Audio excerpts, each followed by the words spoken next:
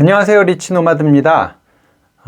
요즘 주식시장의 변동성이 정말 아주 심한데요. 여러분들의 주식 계좌는 안녕하신가요? 저도 사실 작년 연말 대비로 해서는 1월 달에 왕창 까먹었다가 그래도 2월 달에 1월 달에 까먹었던 부분을 한 절반 정도는 회복한 것 같은데요. 그래도 그 나머지 절반이 꽤 큰 그 데미지를 입고 있어서 멘탈을 관리하면서 부여잡고 있는 그런 중입니다. 그런데 여러분들 혹시 주변에 주식으로 돈을 벌었다 이런 분들 보셨나요? 사실 유튜브에는 돈을 벌었다는 분들이 많기는 한데 내 주변에는 사실 주식으로 돈을 벌었다는 사람을 찾기가 참 힘듭니다. 물론 일시적으로는 돈을 좀 벌었다, 그래서 내가 오늘 저녁 한 끼 살게, 소주 한 잔 살게 이러시는 분들 굉장히 많은데, 이게 쭉 계속 벌었다라고 하는 분들은 사실 찾기가 참 어렵습니다. 그게 왜 그럴까요?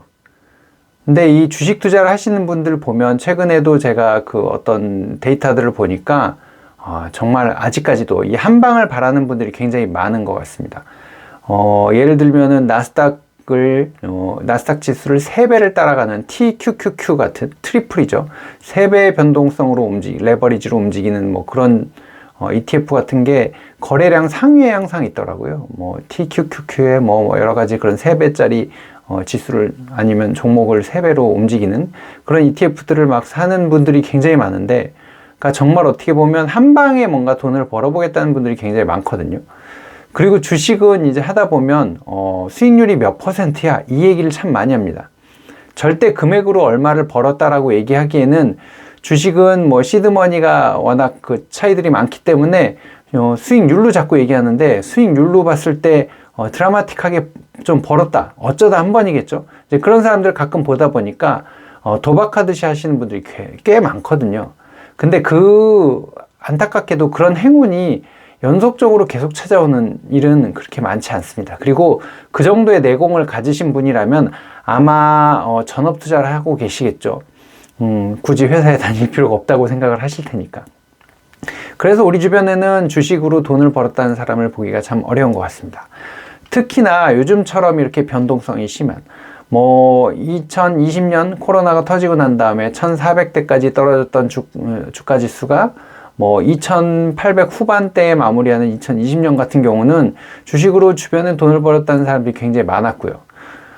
하지만 작년 같은 경우는 주가 지수가 3300선까지 갔다가 작년 연말에 훅 떨어지고 끝났었잖아요.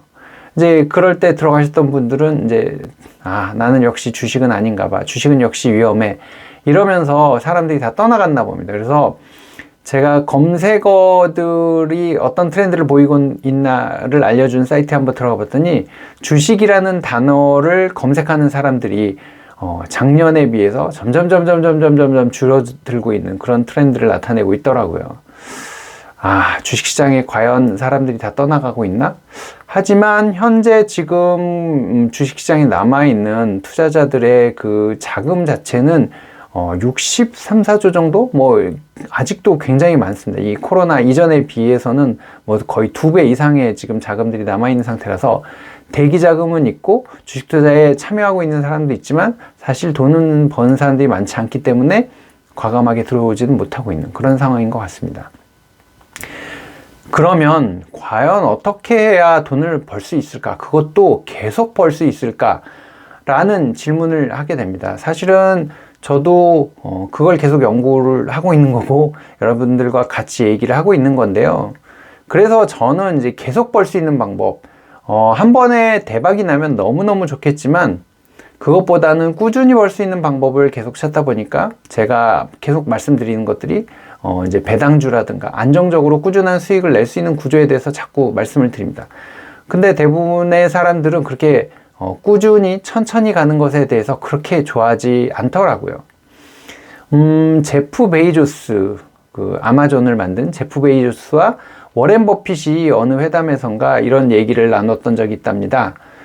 제프 베이조스가 워렌 버핏한테 워렌 버핏님, 가상의 대화일 수도 있겠지만, 워렌 버핏님, 당신의 투자 전략은 굉장히 심플하고 좋은 것 같은데, 사람들이 왜 그걸 따라하지 않을까요? 라고 했더니, 워렌 버핏이 했던 말이, 그건 그 누구도 천천히 부자가 되고 싶어 하지 않기 때문입니다. 라고 얘기를 했대요.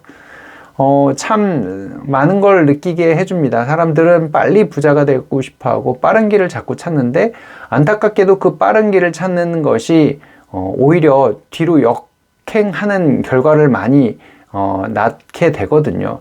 그래서 저는 토끼와 거북이의 경주를 빗대어 보자면, 저는 거북이처럼 조금 천천히 가는 것 같지만 끝에 가서는 이길 수 있는 그런 투자를, 꾸준히 수익을 낼 수 있는 투자를 자꾸 찾아가는 중입니다. 그런 투자 방법을 찾아가고 있는 거고요. 여러분들한테도 그런 방식을 소개를 해드리는데, 여러분들이 이게 너무 속도가 느려서 나는 지금 시드가 너무 적은데 언제 부자가 되냐, 뭐 이런 얘기를 하시는데, 사실은 그 안정적인 투자도 조금의 방법을 더 가미를 하면 굉장히 공격적으로 투자를 할 수 있는 방법들도 있습니다. 예를 들어서 한 6% 정도의 배당을 매년 주는, 거의 확실하게 매년 주는 주식이 있다 라고 한다면 이 주식을 사고요. 이 주식을 사서 이제 대출을 받는 겁니다. 저는 이제 주담대라고 하면 이제 대부분의 분들은 이제 주택담보대출을 생각하시는데, 저는 주담대 그러면 주식담보대출을 생각합니다. 주식담보대출을 해주는 한국증권금융 같은 데다가 해놓으면 그 금리가 그래도 낮은 편이거든요. 그러니까 그냥 증권사에서 하는 것보다는 그쪽에서 금리가 조금 낮습니다. 최근에도 보니까 아주 최근 거는 잘 모르겠는데, 그래도 제가 하고 있는 거 보면은 3.6%, 7% 이 정도 때까지 이제 커버가 되거든요. 물론 예전에는 2.8% 이런 수준이었기 때문에 굉장히 좋았는데, 지금 3% 후반으로 가니까 살짝 부담스러워진 건 사실입니다. 물론 최근에 또 금리도 올라가고 있어서요.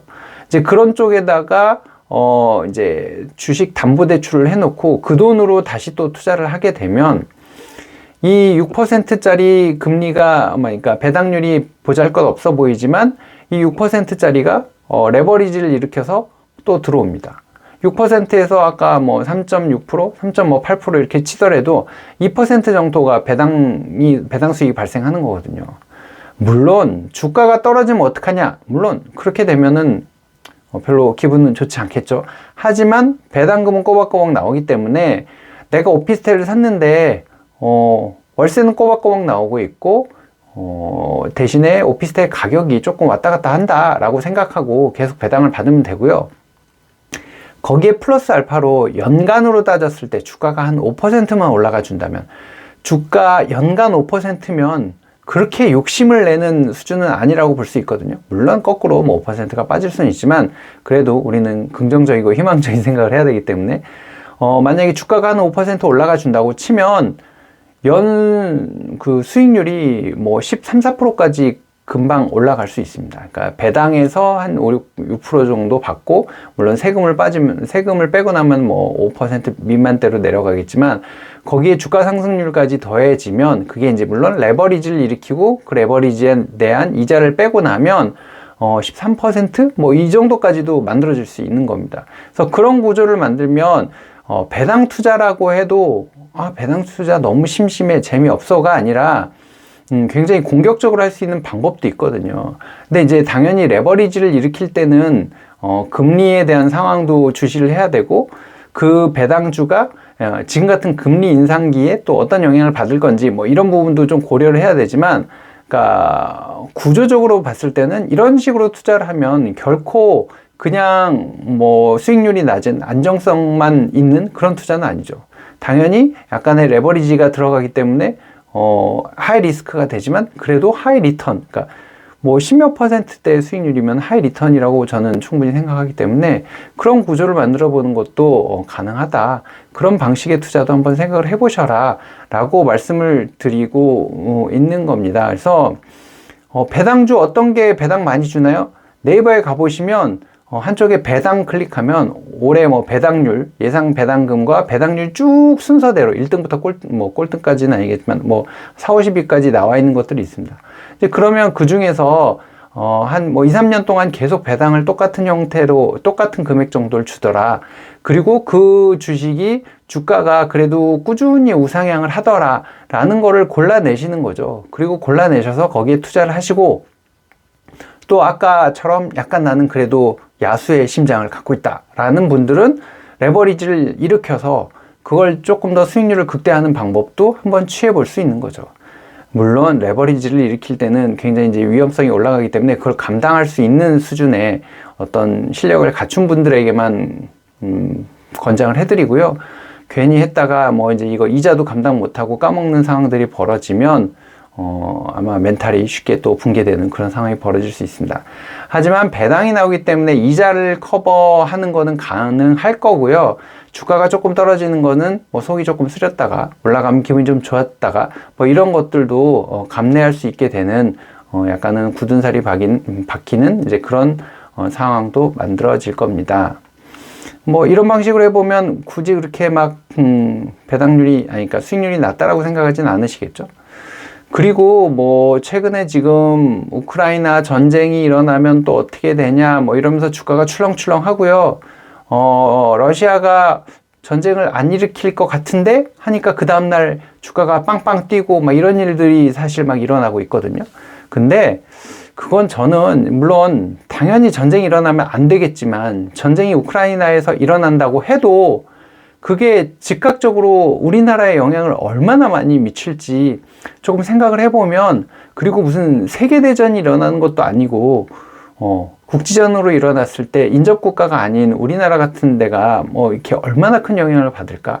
물론 일시적으로는 움찔은 하겠지만 그리고 뭐 이제 여러 가지 유가라든가 변동성에 의해서 어느 정도의 영향은 미치겠지만 그게 우리나라 경제를 다 뒤집어 엎을 만큼 그렇게 심각한 타격은 오지 않는다고 보거든요. 그리고 전쟁을 그렇게 크게 일으킬 마음도 사실은 세계 각국에서 다 주시하고 있고 중재하려고 하고 있기 때문에 그렇게 쉽지 않거든요. 그래서 그런데도 주가는 출렁출렁합니다. 그 주가가 출렁출렁할 때 사실 그 회사의 가치가 출렁출렁하느냐? 그렇지 않거든요. 오늘 같은 경우도 무슨 기사가 러시아 뭐 국경에서 반군을 공격했다더라 기사가 나오니까 주가 지수가 훅 주저앉았다가 그냥 일부에서만 일어난 일인 것 같고 사실도 잘 파악이 안 된다. 그러니까 다시 올라오더라고요. 그러니까 이런 변동성이 굉장히 심한데 이게 그 회사의 가치가 흔들린 것이냐? 그것보다는 우리의 마음이 흔들린 게 아닌가 싶고요. 이런 부분도 여러분들이 이제 투자를 오랫동안 하시다 보면 뭔가 내공이 쌓이는 그런 상황이 오게 될 겁니다. 그때는 이런 흔들림이 있건 말건 내가 투자한 주식이 안정적으로 가고 있느냐, 이 회사의 실적은 어떻게 돼가고 있느냐, 이쪽에 집중하게 되는, 그러니까 외부의 환경보다는 내부의 실적에 더 집중하고, 만약에 내가 투자한 회사의 실적이나 이런 기본 구조가 탄탄한데 그런 외부의 변수에서 잠깐 출렁였다고 하면 그럴 때는 오히려 살 수 있는 좋은 기회이기 때문에 그때 더 사모으는 기회로 아마 여기시게 될 겁니다. 그러니까 당연히 그렇게 하려면 우량한 기업에 투자를 해야 되는 거고요. 하여튼 오늘은 여러분들한테 조금은 멘탈을 관리할 수 있는 방법, 그러면서도 수익률을 좀 극대화할 수 있는 방법을 말씀드렸는데 조금 뭐 더 궁금한 점이 있으시면 댓글 남겨주시면 또 다음 영상에서 말씀을 드리도록 하겠습니다. 긴 영상 봐주셔서 고맙습니다.